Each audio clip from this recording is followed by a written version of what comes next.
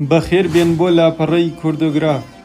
ڕۆشتنی مامۆستا حەسەن زیرەک لە ڕادیۆی کرماشان خاڵێکی وەرچەرخانە لە ژیانی مامۆستا زیرەک، بە جۆرێک کە لە دوای بەجێهێشتنی ڕادیۆی کرماشان ژیانی تاڵ و دەربەدەری و هەژاری حەسەن زیرەک دەست پێ دەکاو.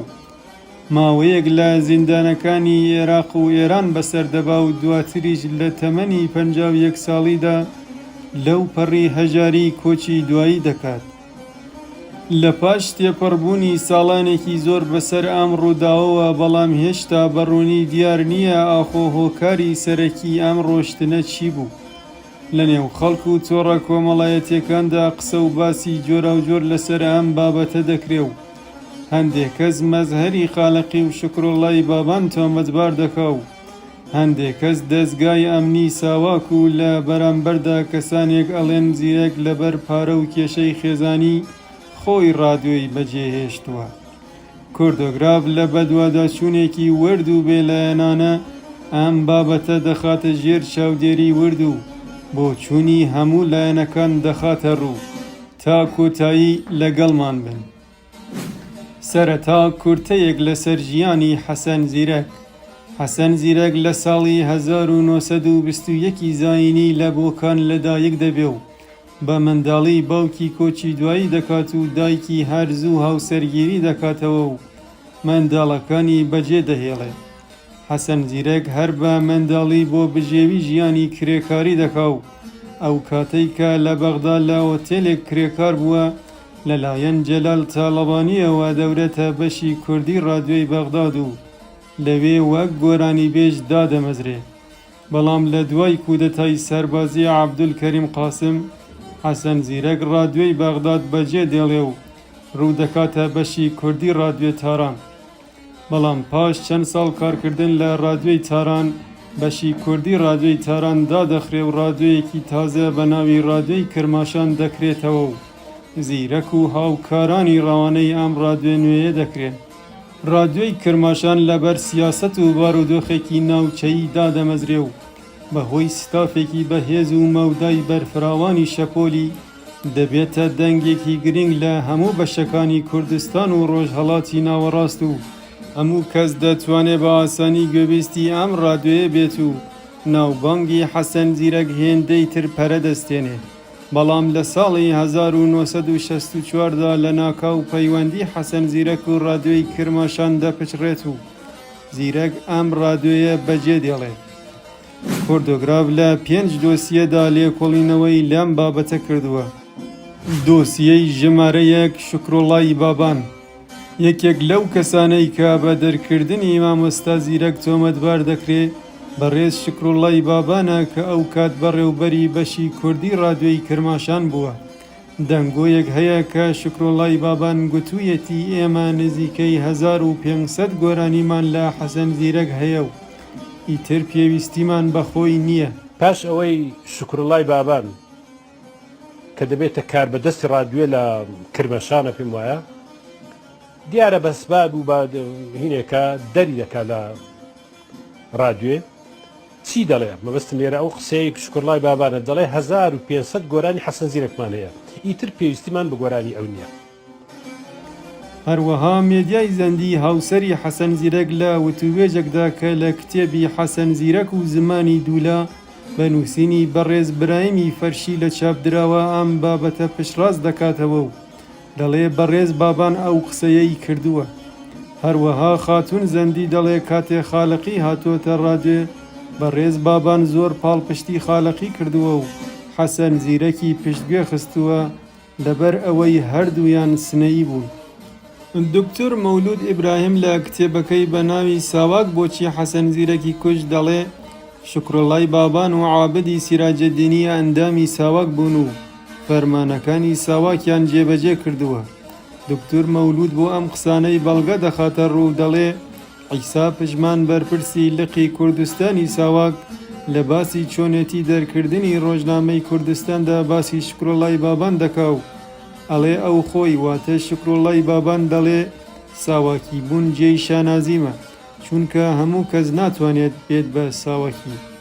لەلایەکی ترەوە ڕابەخان هاوژینی حەسەن زیرەک لە چاوپێکەوتنێکدا ئەڵێ چەند ساڵ پێشمردنی زیرەک شکرۆڵای بابان سەردانی زیرەکی کردووە و زیرەکیش بە جوانی پێشوازی لێ کردووە. لێرەدا پرسیار ئەمەیە کە ئەگەر شکرۆڵای بابان هۆکاری دەرکردنی زیرەک بووە، بۆچی زیرەک بە جوانی پێشوازی لێ کردووە؟ ئایا ئەمە لەبەر سروشتی بەرزی مامۆستا زیرەک بووە یاخود شتێکی لەو شێوەیە لە نێوان ئەم دوو کەسە ڕووی نەداوە؟ بەڕێز شکرڵای بابان هاتووە بۆ کانی مەلا ئەحمەد بۆ لای مامۆستا زیرەک جەنابەت ئەوە تەئید دەکەی؟ بە چاوی خۆت دیت؟ بە چاوی خۆم دیت. بەڵێ هات بۆ سەر قاوەخانە. ئەگەر من چوو بۆ لای زیرەک لەسەر حەوزەکە وێستا بوو، وتی ڕابەوە کە ئاغای بابان دەسە تەڵاتە لە زووزووە لێرە وێستاوەگە منیش هاتووم لێرە بووە تۆش هاتی هەر لێرێ تر زیرەک دای نابوو پەزیراییکی جوانی لێ کرد. لەلایەکی دیکەوە بەڕێز بابان لە دوای مردنی زیرەک چەندین پەخشان و هەڵبەست لەسەر گەورەی و ئاستی بەرزی هونەری زیرەک بە دەنگی خۆی تۆمار و بڵاو دەکاتەوە. حەسەن زیرەک هەموو گۆرانیەکانت خۆشە بۆ کوردان، خنە بەندان و کاروانە، شەدەلار و وەرە قوربان، هەلامە و کەومل و بووک مریەم و نەورۆز و کرماشان. ئەتۆ گۆرانی وێردێکی بەڕێز و بەرز و تاقانە لەگەڵ تۆدا هونەر جووتە بە وێنەی شەمع و پەروانە. هەزاری زۆرترا هەنگت هەیە بەو دەنگە مەردانە، هەتا ئاخر زەمان دەنگت دەمێنێ هەر وەک ئەفسانە. لە دووری تا دڵی ڕەوشەن مەلێ بێدانەیە و لانە. دۆسیەی ژەمارە دوو مەزهەری خاڵقی یەکێتر لەو کەسانەی کە بە دژایەتی کردن و دەرکردنی مامۆستا زیرەک تۆمەتبار دەکرێ و دەنگۆی زۆری لەسرە مامۆستا مەزهەری خاڵقیە. لە ساڵی 2017 عارفی ئیبراهیم پۆر یەکێک لە ژانیارانی مامۆستا زیرەک لە وتوێژێکدا لەگەڵ بەشی فارسی ڕادیۆی دۆچێ ڤێلی ئاڵمانی ڕایگەیاند کە هۆکاری دوورخرانەوەی مامۆستا زیرەک لە ڕادیۆی کرماشان مەزهەری خاڵقی بووە.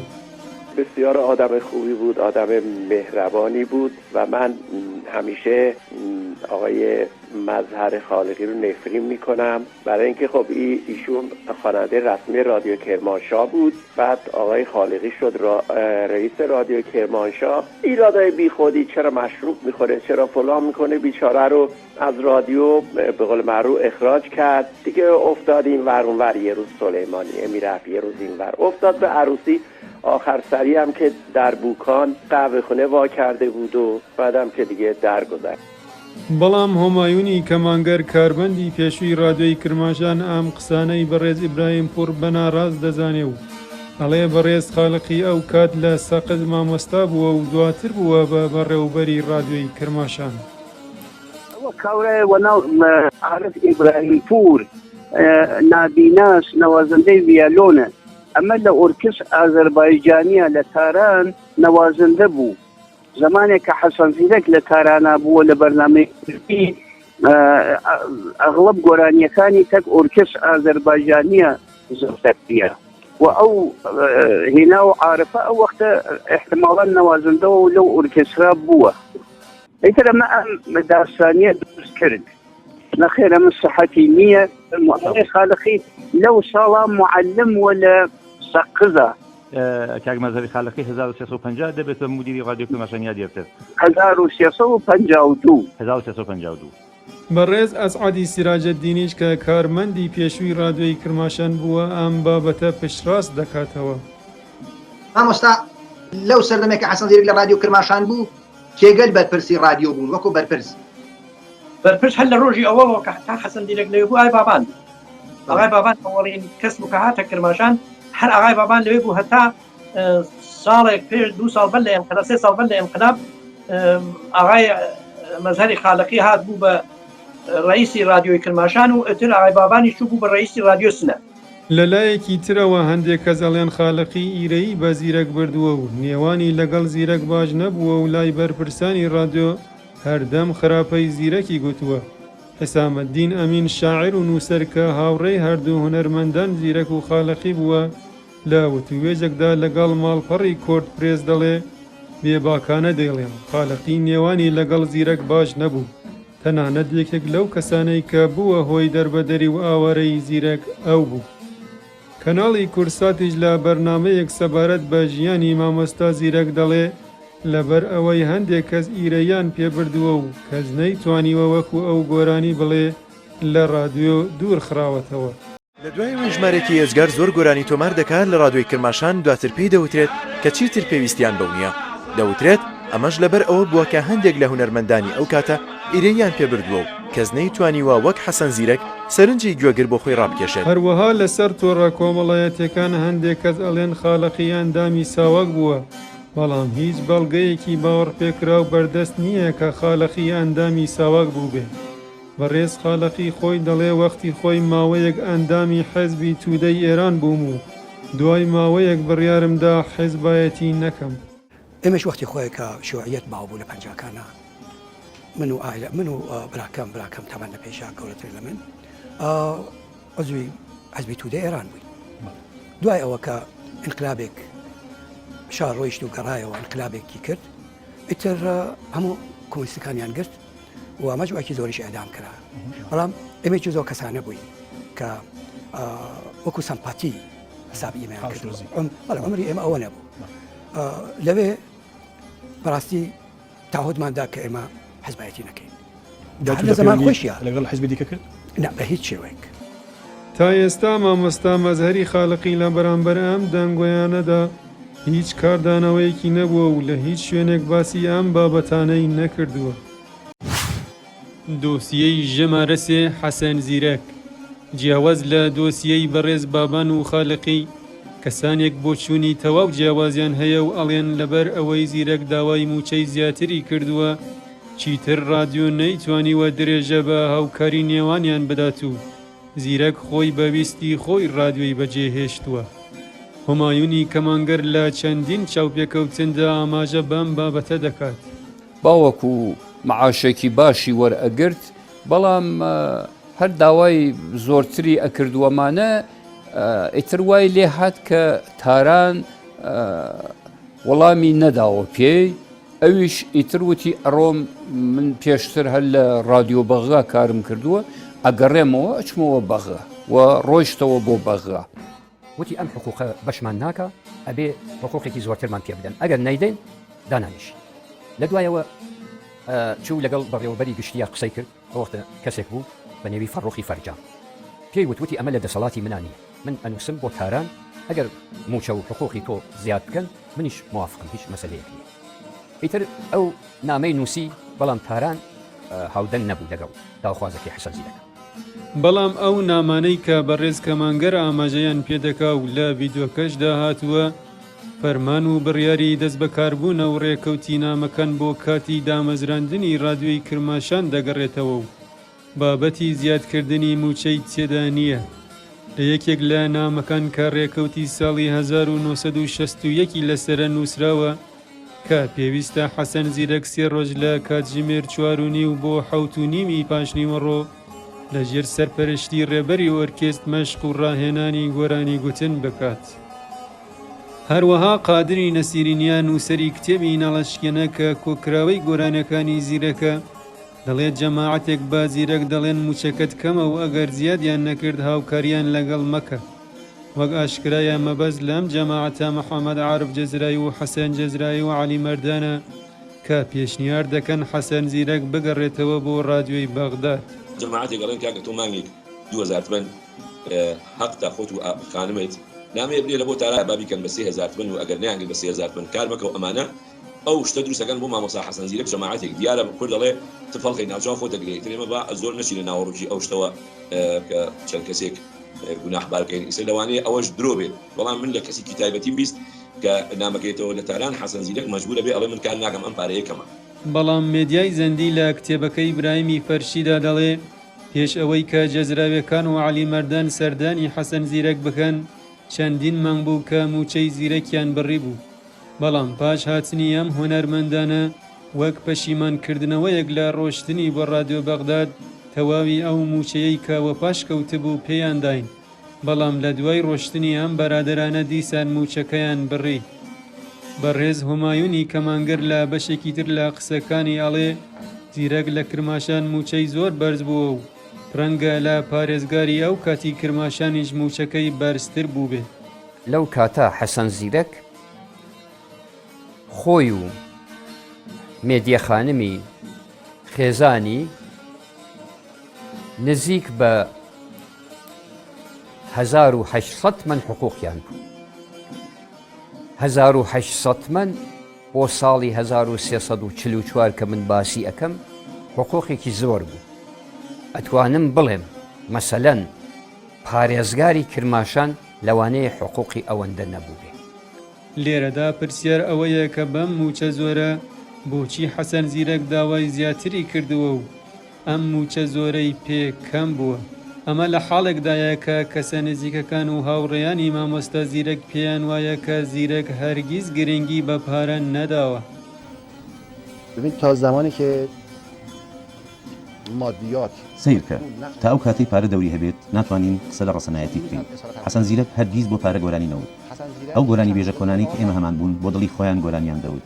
چۆن بوو بۆ پۆڵ باسی ئەسڵەن چۆن بوو بۆ نا واللهی وباللهی بەشی خەرجی بۆ مندا ئەنا بەشی سیغارەکەی خۆی هیچی هەڵناگەشتی ئەدا بە و ئەوانەی زەربیان لێدا نەوازەندەکان گشتی قەت پۆڵشتی بۆ مهم نەبوو هیچ نەماڵی دنیا نەپۆڵ بەخوای و لەبەر سا بمرم ئەسڵان بە بای خەیاڵمان نایە من پۆڵم هەیە. ئینسانێکیش بوو ئینسانێکیش بوو ئەوی منزوری پوڵ و مادیات بێ نەبوو. ئەمە پێکەوە ڕەفیق بوو دەچوینە جێگایەکی ئەگە من دەستم بۆ جیرفانی دەبێت قەڵز دەبوو ئەو خەرجەکەی دەدا دا ئاخرەکەیدا دێک و جایدەمی جیرفانم هیچ تێدا نەما لۆرەی توێە. حەسەن زیرەک سواتێکی زۆر پیاوانەی هەبوو هیچی خۆی نەبوو هەستی لە دنیا پەیدای دەکرد بێدا بە خەڵک یەک لە سوفاتانەی کە هەیە. هەروەها بەڕێز ناسری ڕەزازیج لە چاوپێکەوتنێکدا ئاماژە بە دەرکردنی حەسەن زیرەک دەکات نەک دەست لە کارکێشانەوەی. کاتێکیش کە لە رادیۆ کرماشان دەریەکەن زۆر بەداخەوە.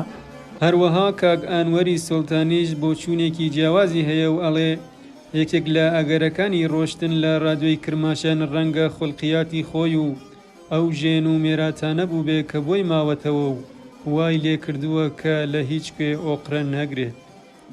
یەکێ لە ئەگەرەکان هەر ئەو خوڵقیاتی خۆیەتی حەسەن زیرەک ئەوەی دەیجوڵان ژێن و میراتەکان بوو کە لە ڕابردووەوە لە دایک و باکەوە پێگەیشت بوو و بارودۆخێکە کۆمەڵایەتی بۆی دروستکرد بوو تێدا دەژیا ئەوانە بوون هاندەری بەوانەوە دەجوڵاوە کەسێک بوو کە هەستیار بوو ینی دڵێکی ناسک دڵێکی میهرەبان بەڵام لە عینی کاتدا زود ڕەنج کە زوو دڵی لە خەڵک دەڕەنجا لە بارودۆخ دەڕەنجا.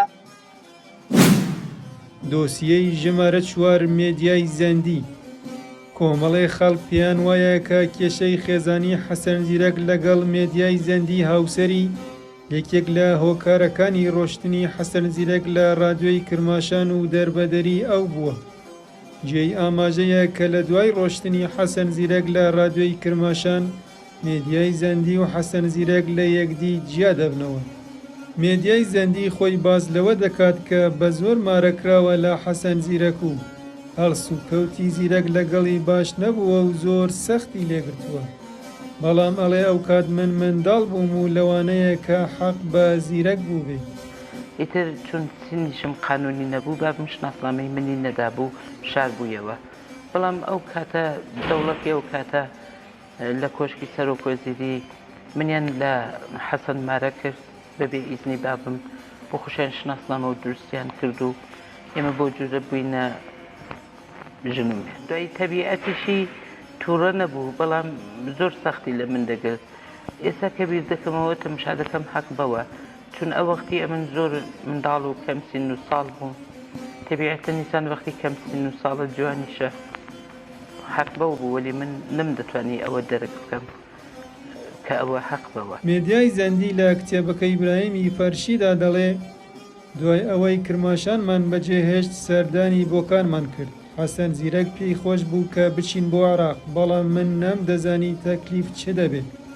دواتر من و حەسەن زیرەک سەردانی رادیۆی تەرانمان کرد بەڵام عابدی سیراجەدینی کە سەرۆکی بەرنامەی کوردی بوو لە تاران ڕێگای بە حەسەن زیرەک نەدابێتە ژوورێ و ئیدی ئەوە بووە هۆی ئەوەی کە زیرەک هەرگیز نەگەڕایەوە بۆ رادیۆ بە جۆرێک سەر لە شێوە و ئالوودە بوو کە دایم ماڵی بەجێ دەهێشت و دەڕۆیشت. لە دوای ئەوە من و منداڵەکان بە تەنیا لە تاران لە ماڵی بابم ماینەوە و دوای ماوەیەک لە دادگای پارێزگاری لە بنەماڵەدا سکاڵام لە حەسەن زیرەک تۆمار کرد و بە فەرمی لە زیرەک جیا بووینەوە. ئەسعادی سیراجەدینی لە وتوێژێکدا باز لە کێشەی نێوان زیرەک و خاتون زەندی دەکات و ئەڵێ دوای ئەوەی کە جیایی کەوتە نێوان حەسەن زیرەک و مێدیای زەندی، ئیدی حەسەن زیرەک ڕووخا و ڕەنگێکی خۆشی لە ژیان نەدی. حەسەن زیرەک هەرچی بەسەر هاتووە لەسەر کێشەی خانەوادەگی خۆی بوو کە من ناچم ناوەدام و کێشە چۆن بووی چییە، ولی حەسەن زیرەک دوای ئەوەی کە لەگەڵ مێدیە خانمە جیایی کەوتە بینیان حەسەن زیرەک ئیتر ڕووخا بۆ چوونەکەم ئەوەسە کە ئەو زەربە کە حەسەن زیرەک خواردوویەسی لە ئختلافی خانەوادەگی خۆیان خواردوێت، یعنی حەسەن زیرەک لە کە تێک چوو لە مێدیە خانمە ئەتر ڕەنگێکی خۆشی لە ژیانی نەدی. هەروەها مەرجەی فەرێقی باس لە ڕۆڵی مێدیای زەندی لە ژیانی حەسەن زیرەک دەکا و ڕەخنەی تند لە خاتون زەندی دەگرێت کە وەک پێویست خزمەتی زیرەکی نەکردووە. بە پێویست دەزانم وەکو ژنە کوردێک لەو گازەندەی خۆم لە میدیا خانم قەدیمژنی حەسەن زیرەک بکەم، چونکە ئەو جۆرەی کە باید دووشایەت باوجودەوەی کە دوودا لە مناڵیشی لە حەسەن زیرەک بوو، بەڵام وەکو ئەوە سەیری نەکردکەوە هونەرمەندی ملەتێکە پێویستی بە یارمەتی هەیە بیتوانێت یارمەتی حەسەن زیرەکی بدایە. بەڵام مێدیای زەندی بەرگری لە خۆی دەکاوەڵێ من زۆرم خزمەتی حەسەن زیرەک کردووە و گەورەترین خزمەتی من ئەوە بووە کە قەڵەمی دەستی زیرەک بووم. نازیە خانمی شەیبانی کابینەسر من گوناحبار بە خزمەت نەکردنی حەسەن و خۆی ئاوارەبوونی ئەو ئەکات.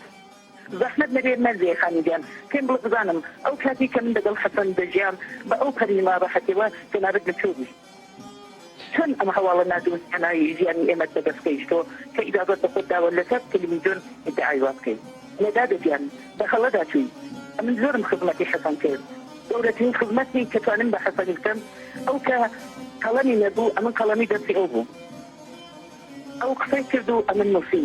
دۆسیەی ژمارە 5 ساواک کۆمەڵێک خەڵک لەو بڕوایەدان کە لە پشت هەموو ئەم ڕووداوانەدا دەستگای ئەمنی ساواک هەیە و بە شێوەی ڕاستەوخۆ و ناڕاستەوخۆ دەستی هەبووە لە دوورخستنەوەی حەسەن زیرەک لە ڕادیۆی کرماشان و دەربەدەری زیرەک. کاک ئەنوەری سولتانی دەڵێ کە حەسەن زیرەک کەسێکی نیشتیمان پەروەر بووە و بە نەوعێک سیاسی بووە. باوکی مێدیای زەندی دکتۆر میرزا عەزیزی زەندی یەکێک لە ئەندامانی کۆمەڵەی ژێکاف بووە و لە بەڵگەنامەکانی ساواکدا هاتووە کە حەسەن زیرەک هاتوچۆی ماڵی دکتۆر شیرازی زاوای پێشەوە قازی محەممەد دەکا و دەبێ بە وەردی چاودێری بکرێت. ساواک لە کتێبێکی بەنێوی چەپدەر ئیران ژیننامەی هێندێک خەڵکی تێدایە یەکێ لە ژیننامەکانی حەسەن زیرەکە لەدا باز دەکات دەڵێ لە زەمبیل بووە بیستویانە بیبەن بۆ سەر رادیۆی شۆڕشی ئەیلول رادیۆی بارزانی هەر ساواک دەڵێ دەبێ ئاگامان لێ بێت چونکو ئەو هاتوچۆی ماڵی دکتۆر شیرازی دەکات. دکتۆر شیرازی خەڵکی مەهاباد بوو سیاسی بوو. هەروەها میرزا کەریمی خۆشنا و هاوڕێی هەرە نزیکی مامۆستا زیرەک لە کتێبەکەی بەناوی حەسەن زیرەک و بەسەر هاتەکانی دەڵێ ساواک داوان لە حەسەن زیرەک دەکات کە هاوکاریان لەگەڵ بکات و لە عێراق هەواڵیان بۆ بەرێ، بەڵام زیرەک ڕەتی دەکاتەوە و دەڵێ ئەوە کاری من نییە. هەر بۆیە هەمیشە ساواک بە گومان سەیری زیرەکیان کردووە.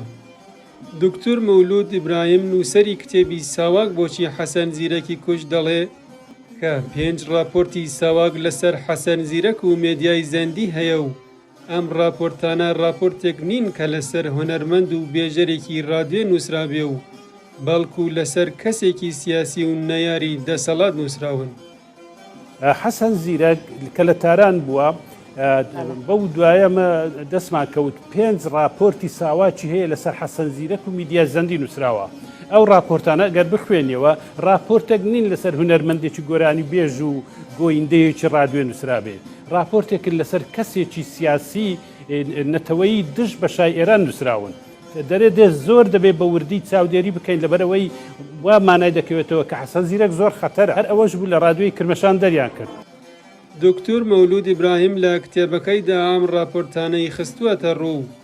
لە یەکێک لەم راپۆرتانەدا نووسراوە بەرنامەی کوردی ڕادیۆی تاران بووەتە ئامرازێک بۆ پەیوەندیکردن بە کوردانی عێراقەوە و حەسەن زیرەک لە ڕێگەی ژنەکەیەوە واتە مێدیای زەندی پەیام ڕەوانەی کەسانێک لە کوردستانی باشوور دەکات.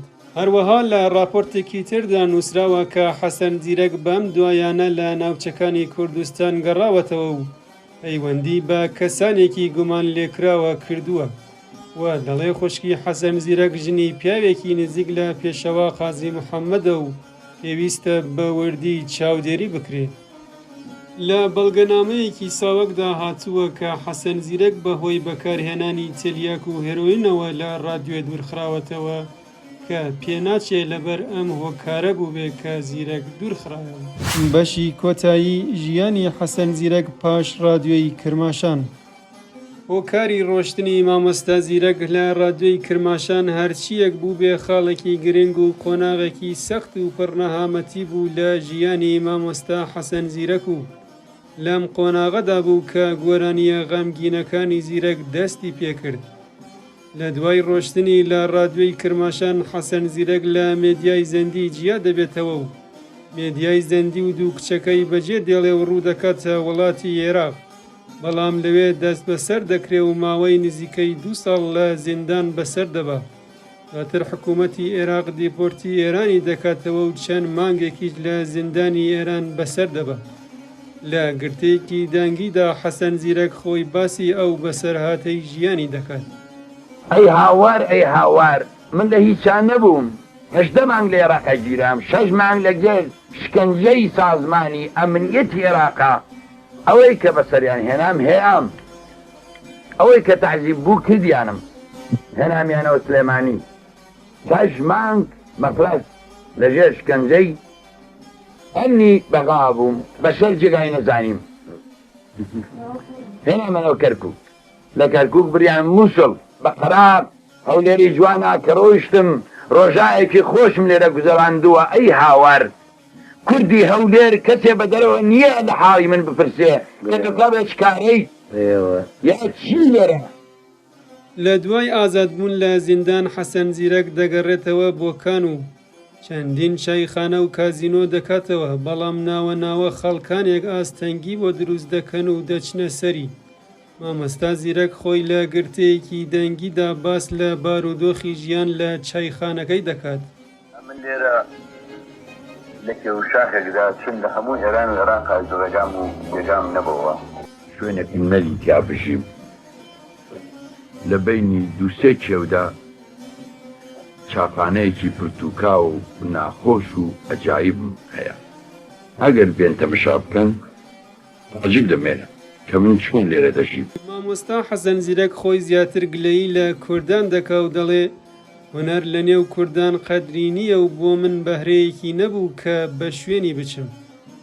هونەر لە نێو کووردا قەدری نەما، هونەر بۆ من بەهرەیەکی نەدا، هونەر بۆ من کارێکی نەکرد کە بە شوێنیا بچم، چون کوردم بە زمانی کوردی قسە دەکەم.